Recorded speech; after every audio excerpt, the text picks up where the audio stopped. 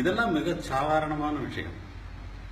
செக்யூரிட்டியில இருக்கிறவங்க வந்து சாதாரணமா செக் பண்றது எல்லா இடத்துலயும் நடக்கக்கூடிய விஷயம்தான்.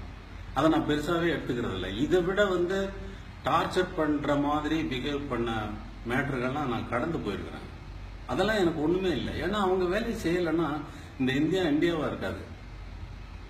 அவங்க வேலையை செய்யறாங்க. தவறா ஏதோ வந்து தேங்காய் பிரசாதத்தை எடுத்துட்டு போன அந்த பையன் வந்து ஓபன் பண்ண சொன்னாங்க, அவ்வளவுதான்.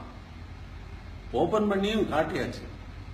அதுக்கப்புறம் வந்து இப்ப என்னுடைய ரசிக பெருமக்கள் இந்த நியூஸ்களை பார்த்துட்டு என்னோட தொடர்பு கொண்டு அவர்களுடைய அனுதாபத்தையும் கோபத்தையும் தெரிவிக்க வேண்டும் என்று தேவையில்லாத விஷயங்களில் எதற்கு இந்திய மக்கள் தங்களுடைய சக்தியை வீணாக்கி கொண்டிருக்க வேண்டும் என்பதில் எனக்கு பெரிய வருத்தம். ஏனென்றால் எனக்கே அது பெரிய விஷயமாக இல்லை. அதை பற்றி நான் ஒரு எதையும் எடுத்துக்கொள்ளவில்லை. அவர்கள் ஏதோ ஒரு நாட்டிலிருந்து ஏதோ ஒரு மாகாணத்திலிருந்து தங்கள் குழந்தை குட்டிகளை விட்டு வந்து இங்கே வந்து ஒரு இரிட்டேஷன்ல வர்றவங்களோட அந்த டைமுக்கு வேலைக்கு போகணும், அந்த சாப்பாடை பார்க்க முடியாது, அந்த இது பண்ண முடியாது, அந்த இரிட்டேஷன்ல கூட இருப்பாங்க. வர்றவங்களை எப்படி நடத்துறவங்கிறது தெரியாது, யாருன்னு தெரியாது. தயவு செய்து இதுபோல செய்திகளுக்கு நீங்கள் முக்கியத்துவம் அளிக்க வேண்டாம் என்று பத்திரிகை என்பவர்களை கேட்டுக்கொள்கிறேன். இது ஒரு முக்கியமான விஷயமே இல்லை, சாதாரண விஷயம். நான் உங்களை போல ஒரு சாதாரணமானவன்.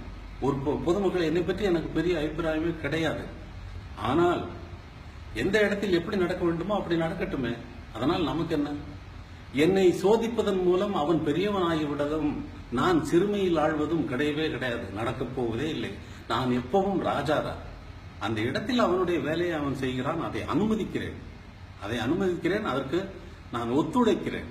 நான் அவன் சண்டையும் போடவில்லை, அவனும் என்னோடு சண்டை போடவில்லை.